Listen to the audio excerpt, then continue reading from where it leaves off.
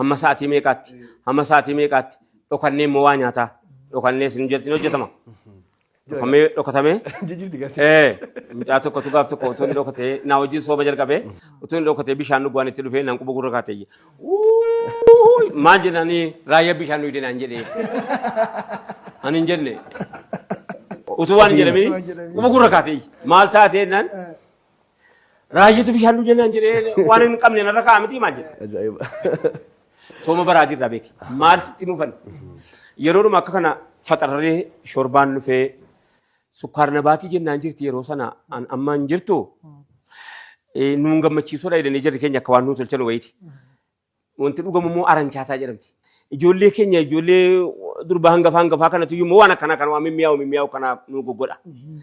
Amma gaa arancaatatti dhuguudhaa innee nu soomnadha. Sukkaarna baatitti nyaachuudhaa innee soomnadha. Bibbicuudha bara. Soomneen naanuu kaanee soomni dhume yeroo dhuma arancaatatti sana dabnee dhuynee malqa sukkaarna baatii nyaannee kaane buusa gargabne namatti buusa. Amma hin dhugnaa bishaan hin quufnu. Garaan keenya guutuudha bishaan hin quufne. Dheebuun caalaa bishaan immoo ga'e. Ilaa amma fakkeenyaaf nama birrii miliyoonara baankiidhaa qabu jira hiyyeessi. Walitti naraasitaa kana dandeesse. Hiyyeessa jechuuf miliyoonara jechuun walitti naraasitaa dandeesse. Si rakkisaa miti? Illa kaa'e malee hin qabullee. Iddee inni dhabetti agarsiisa malee rabbi. Iddee inni qabutti agarsiisa. Iddoo isaatiif jidduu rabbii rakkoon jira. Sii galeera rabbi. Uffata manaa qaba malee uffatee hin ba'u. Utuu inni qusatu biraa du'a nama biraatu uffata.